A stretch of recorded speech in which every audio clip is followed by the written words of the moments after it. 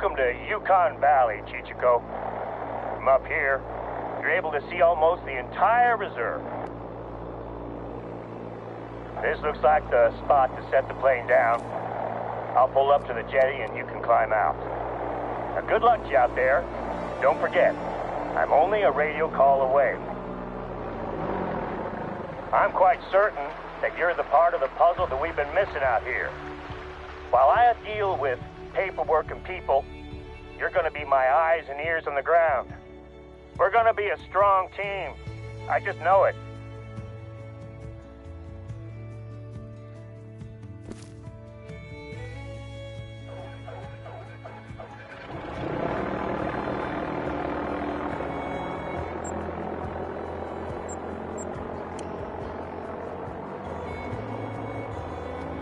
Enjoy your time out in the reserve. I'm confident that someone of your ability will find their way around, no problem. I look forward to seeing the results of your hunts.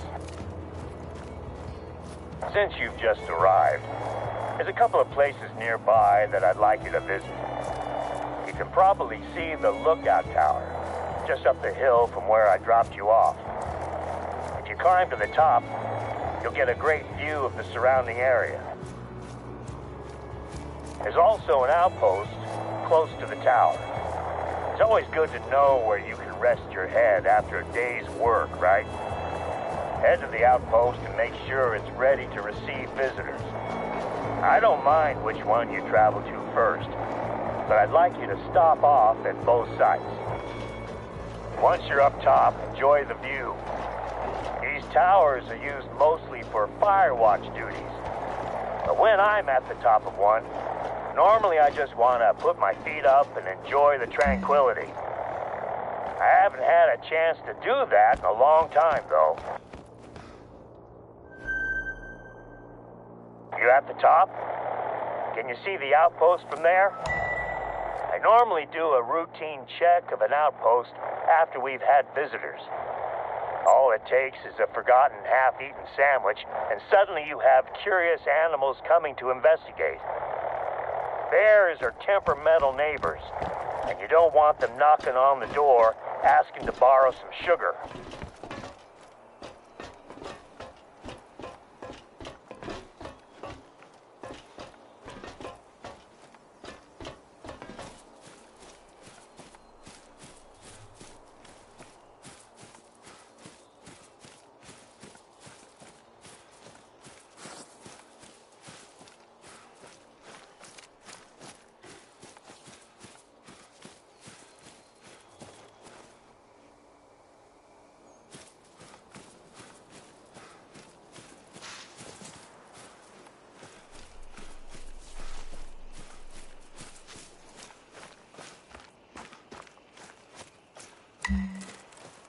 Welcome to Loggers Point. 100 years ago or so, felled trees would be dragged down there.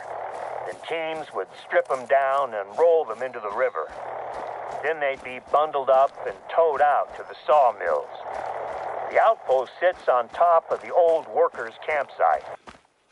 I know it might seem trivial, but can you take a look at the trash can and make sure that it's locked?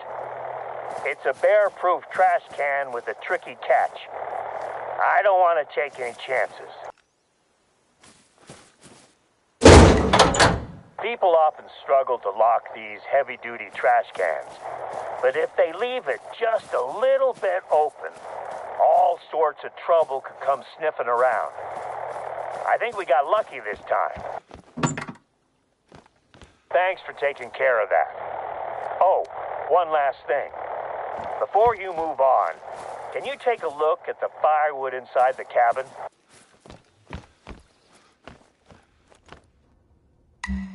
Damn, this is bad news. These logs have all the signs of a beetle infestation. Let me see if I can check in with the hunters who must have cut the firewood. I have the number for their satellite phone in the log somewhere. I'll get back to you. I just found the number. I knew I had it here somewhere.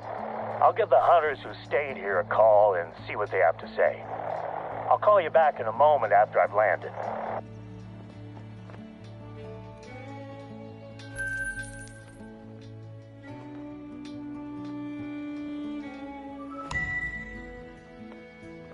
No answers from the hunters yet.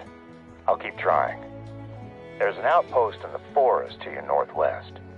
If you follow the trail, you'll find it. I have a hunch that... Oh, phone's ringing. I'll call you back when I get some answers from these guys about where they cut the wood. Head to the forest outpost in the meantime. I'll bet that's where they were.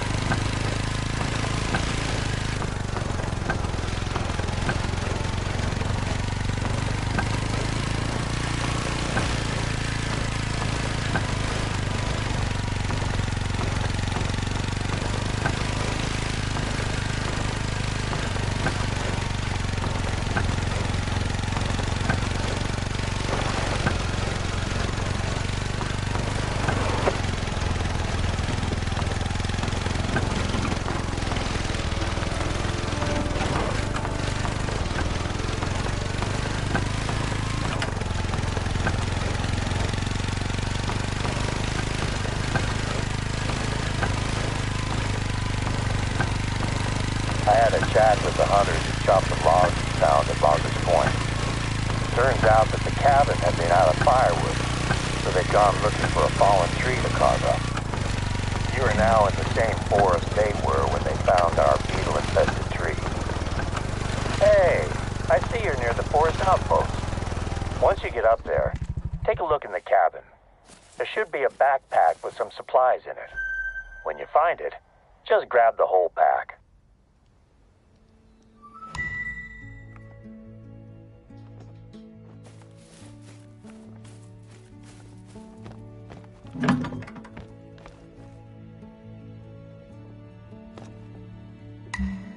That's the one.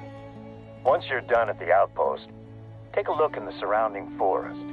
Can you find any fallen trees in that area? The spruce bark beetles are a massive threat to Alaska's spruce forests at the moment. We haven't been hit as badly compared to some other Alaskan state parks, but I think that it may be time for a quarantine. Okay, So once you find a fallen tree, I want you to take a look at its bark. Does it look healthy?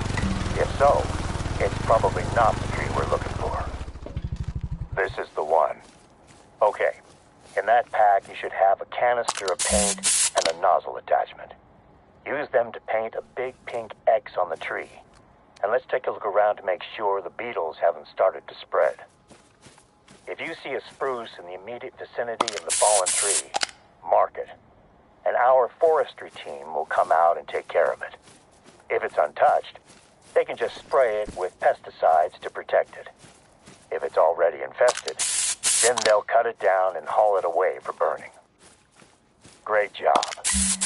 I hope we don't need to cut these trees down, but it's a small price to pay to contain the beetles. There we go. Another tree marked. This reminds me of my summer breaks when I was a kid, helping out my dad at work. He was a tree surgeon down in Washington State. I used to resent him for making me go out there and work while my friends played back home.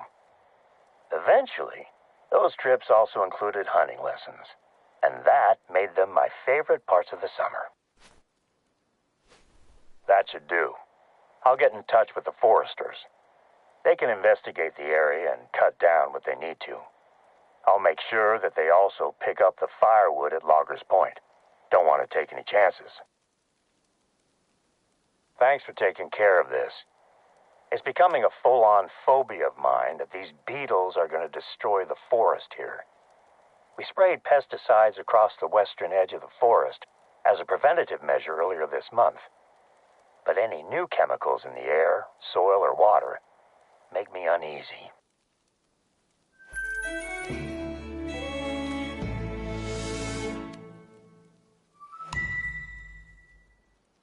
In the same bag that you found the paint, there should be some plastic sample containers.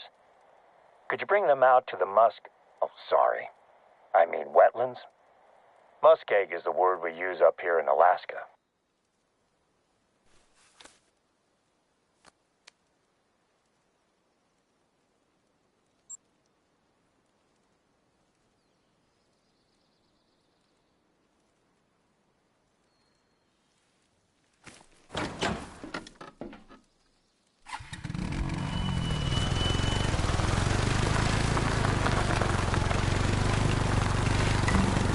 Going to be grabbing some samples out there.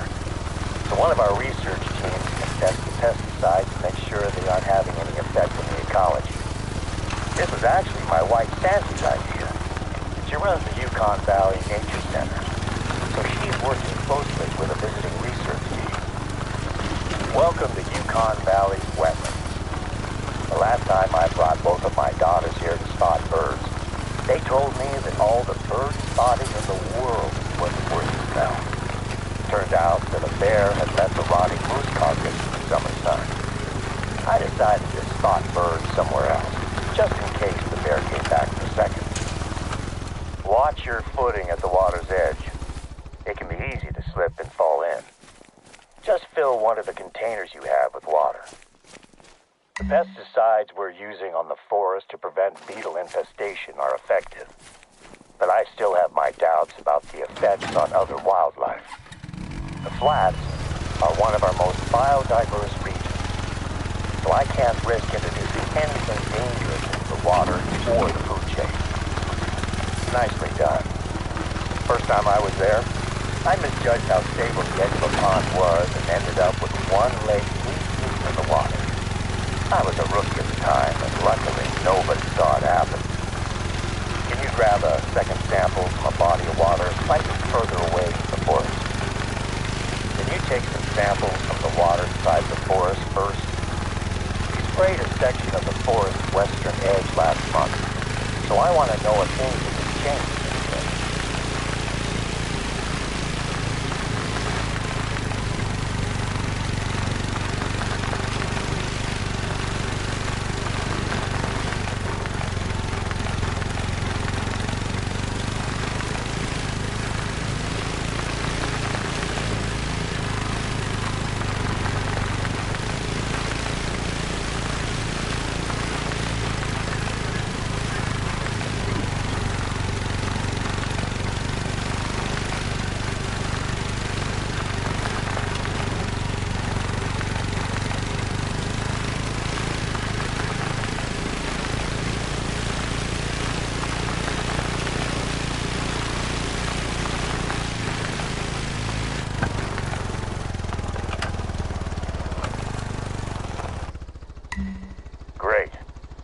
That should do for water samples. Next up, I need you to find me some animal droppings in this region. The muskeg is a hotbed of animal activity, so you should find droppings quite easily.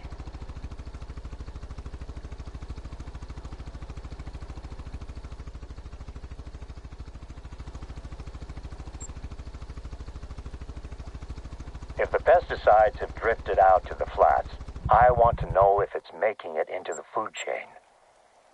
It's been a month since we sprayed, so there's been plenty of time for the pesticides to get out here.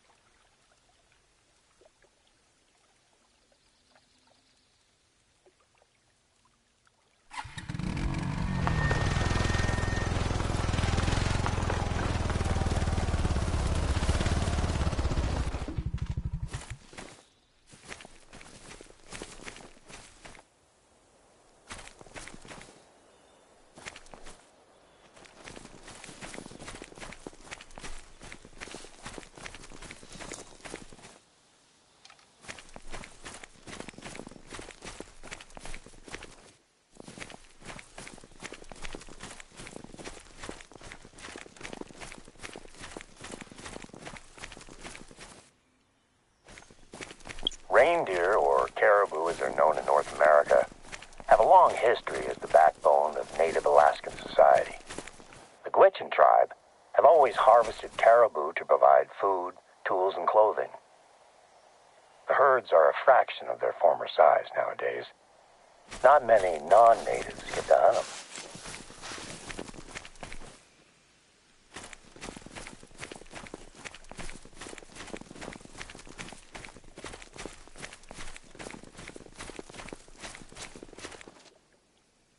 That's what we're looking for. Perfect.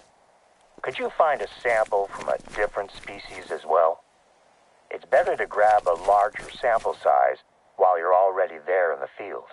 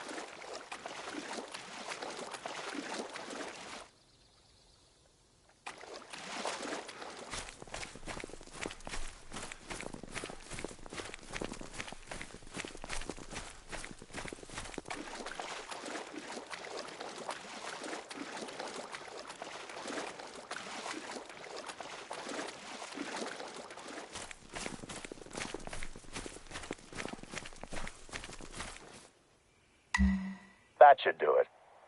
Now we'll be able to tell if anything larger than a fly is ingesting chemicals that we should be worried about. It's hard work wading through the muskeg, huh?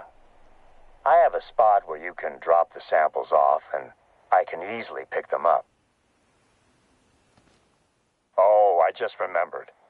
I've been speaking with my wife about the work you've been doing, and she mentioned a few tasks that she has on her plate that I think you could help her with. I gave her your number, so expect to hear from her. She's working on some very important studies at the moment. Hang on a second. I'm getting a call.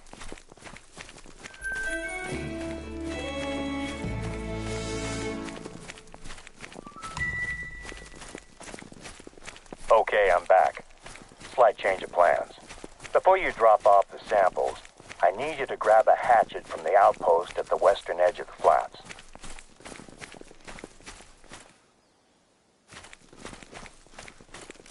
We have a bit of a situation out in the northwest corner of the reserve, and you're perfectly placed to take care of it. It looks like storms have weakened the roots of a tree, which is about to collapse onto the train tracks. Let me know when you grab the hatchet.